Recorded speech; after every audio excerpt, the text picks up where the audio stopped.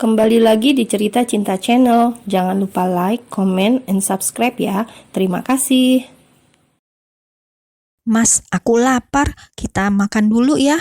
Mereka sudah sampai di salah satu pusat perbelanjaan terbesar di kota Jakarta. Sesuai janji Ibra, hari ini ia akan menemani istrinya shopping sepuasnya.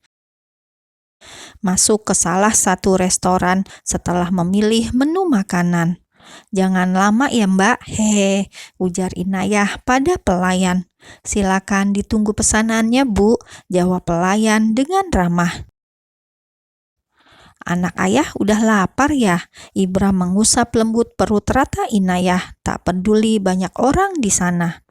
"Mas," Inayah terkekeh lantaran geli melihat Ibra seperti itu.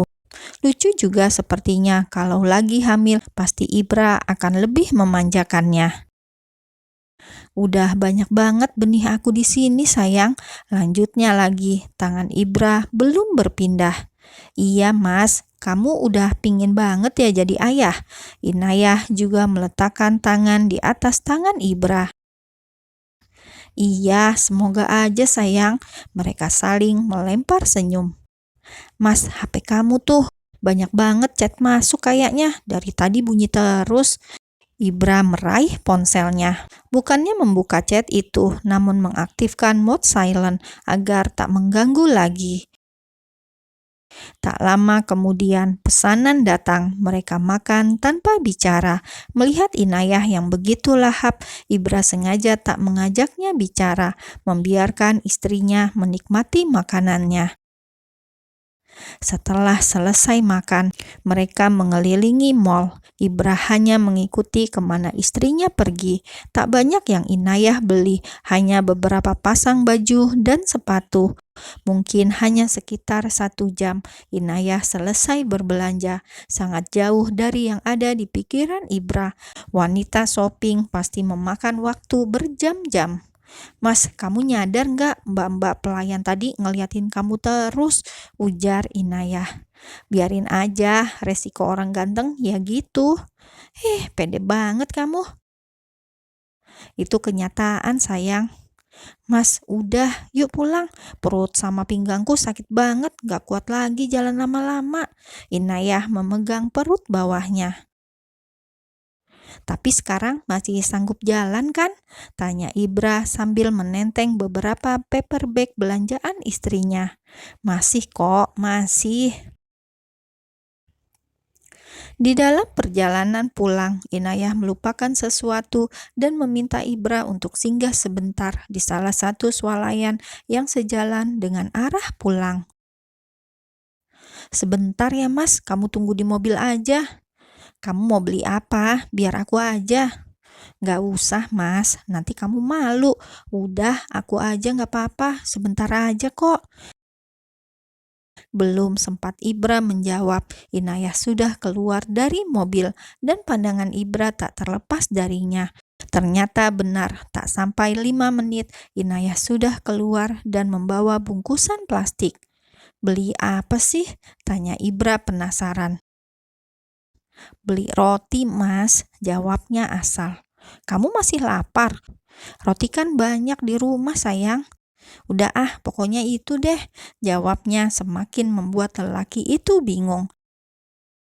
Sampai di rumah, Inayah langsung berbaring miring.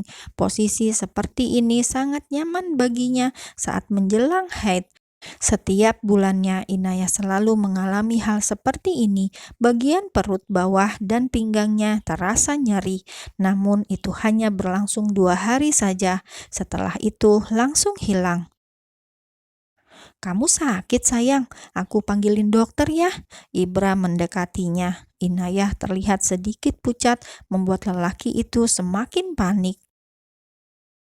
"Aku gak apa-apa kok mas, ini biasa terjadi, siklus setiap bulannya. Aku mau ada tamu bulanan," jawab Inayah. Sebenarnya ia tak mau terlalu jujur, tapi melihat wajah panik suaminya, ia jadi tak tega. "Hah? Tamu bulanan?" "Iya, sepertinya aku mau haid." "Oh, jadi apa mas?" "Bakalan libur selama beberapa hari dong akunya." Iya mas, tahan dulu ya. Inayah tersenyum dengan memperlihatkan wajah usilnya. Malam harinya, seperti biasa sebelum tidur, mereka bercanda tawa sebelum akhirnya memejamkan mata. Ibra berkali-kali mencium perut rata Inayah sehingga membuatnya kegelian.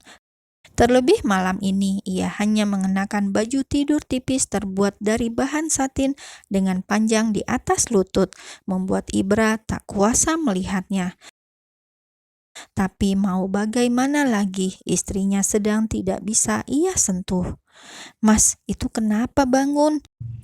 Inayah mengarahkan pandangannya pada sesuatu di bawah sana. "Gara-gara kamulah," Ibra membenamkan wajahnya pada leher istrinya. "Mas, geli ih."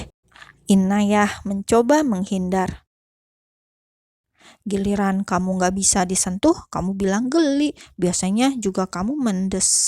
Sebelum Ibra meneruskan kalimatnya, Inayah mengecup bibir Ibra. "Aku mau tidur, Mas. Selamat malam, sayang." Memejamkan matanya dan menutup wajahnya dengan guling. "Terus ini gimana ceritanya? Kamu tega ya?" Ibra menarik tangan istrinya untuk menyentuh bagian tubuhnya yang tidak bisa dikendalikan. "Bukannya biasanya lelaki punya cara sendiri untuk menuntaskan?" tanya Inayah. Ia menahan senyumnya. Sangat lucu wajah suaminya kali ini. Sebenarnya ia tak tega, tapi harus bagaimana, pikirnya. "Aku udah punya istri, masa iya harus sama seperti lajang?" "Ya udah, sini deh." Entahlah Inayah belajar dari mana, akhirnya malam itu Ibra bisa mendapat pelepasan dari istrinya meski caranya berbeda. Semakin hari Inayah semakin mahir melayaninya di atas ranjang dan itu membuatnya semakin tergila-gila. "I love you sayang." Ibra tersenyum puas meski mendapatkan pelepasannya agak lama. "I love you too." Kemudian Inayah berlari menuju kamar mandi, membersihkan sesuatu di tubuhnya. 3 minggu kemudian, akhirnya Inayah bisa meloloskan dirinya dari dekapan Ibra. Untunglah lelaki itu masih tertidur lelap. Kalau tidak, mana mungkin Inayah bisa keluar kamar sekarang. Suami manjanya pasti akan terus menahannya untuk menemaninya sampai ia benar-benar bangun. Ini adalah minggu keempat Inayah berada di rumah ini. Selama itu Inayah tak pernah ikut bergabung di dapur untuk menyiapkan makanan. Jangan sampai ibu mertua menganggapnya istri yang malas, tak ingin mengerjakan apapun di pagi hari. Sebelum benar-benar turun ke bawah, Inayah terlebih dahulu sudah menyiapkan segala keperluan suaminya untuk berangkat bekerja, mulai dari kemeja, jas, dasi, hingga dalaman. Ia benar-benar menjalankan tugasnya sebagai seorang istri. Apalagi soal urusan ranjang, Inayah memastikan bahwa ia benar-benar sudah menjalankan tugasnya dengan baik. Hal-hal gila yang sering ia lakukan bersama Ibra adalah salah satu bentuk bahwa ia sudah menjadi istri yang berbakti. Mengingat itu, Inayah jadi malu sendiri. Tugas pertama di pagi hari sudah ia lakukan. Sekarang saatnya menyiapkan sarapan untuk lelaki itu. Selama menjadi istrinya, Inayah belum pernah menyiapkan masakan untuknya. Bahagianya, gumam Inayah sembari menuruni anak tangga. Di dapur sudah ada Biksal dan Mama Diana. "Selamat pagi," tutur Inayah. Keduanya menoleh. "Pagi Non," jawab Biksal. "Ina, tumben kamu bisa bangun pagi, lolos dari Ibra." Dengan seringai mengejek, Mama Diana seolah tahu keadaan sambil mengelap kedua tangannya yang basah pada apron yang dikenakannya. Kok Mama tahu?" sambil nyengir. "Kamu sini deh." Mama Diana mengajak Inayah untuk duduk di kursi makan.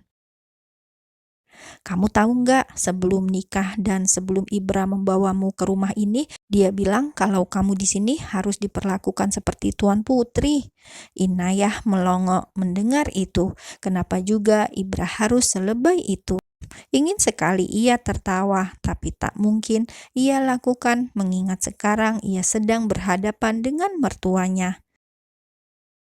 Hah, gitu ya, Mah? Mas Ibra itu apa-apaan sih? Tak tahu harus berkata apa. Inayah tak habis pikir, apa sih yang ada di dalam pikiran suaminya itu? Iya, itulah sifat Ibra, posesifnya turun dari papanya. Oh, ternyata pernyataan Mama Diana barusan membuat Inayah heran.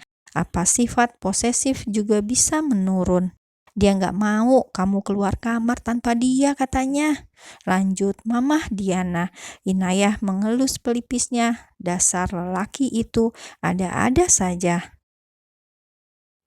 Maksudnya Mas Ibra mau aku hanya mengurung diri di kamar gitu, hanya bergelut manja dengannya. Ini nggak bisa dibiarkan. Mama, biar nanti Ina yang ngomong sama Mas Ibra.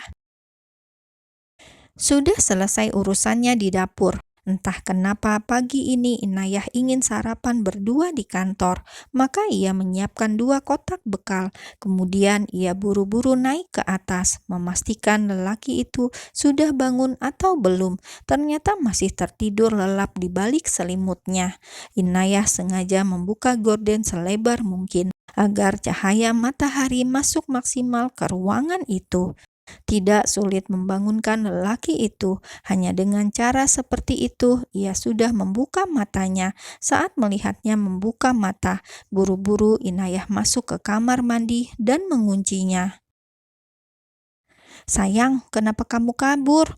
Terdengar suara dari luar kamar mandi sebelum Ibra mengajaknya mandi bersama dan akan berakhir lama. Lebih baik ia langsung kabur.